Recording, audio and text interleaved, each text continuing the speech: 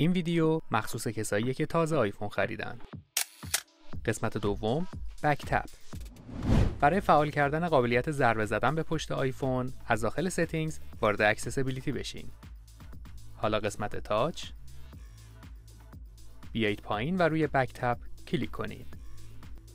شما میتونید تعیین کنید که با 2 ضربه یا 3 ضربه پشت آیفون چه دستوری رو براتون اجرا کنه. مثلا میام از توی لیست سکرول کردن رو برای 2 ضربه میذارم و برای تریپل تپ یا همون 3 ضربه از داخل لیست اسکرین شات رو انتخاب میکنم.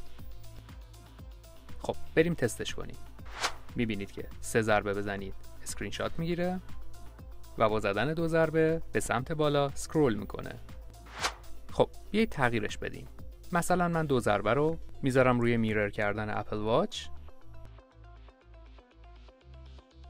و 3 ضربه رم روی چراغ قوه تنظیمش میکنم.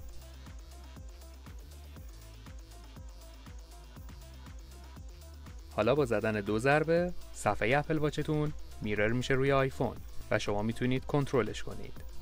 قابلیت خیلی جالبیه. خب اون تریپل تپ یا همون 3 ضربه هم وقتی بزنید چراغ قوتون روشن و با زدن دوباره خاموش میشه. اگرم کلا پشیمون شدید و خواستید این قابلیت رو کنسل کنید، کافیه 2 تا گزینه رو مثل من بذارید روی نان.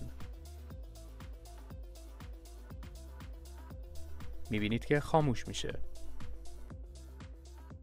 ممنون که با لایک و سابسکرایب از چنل من حمایت میکنید.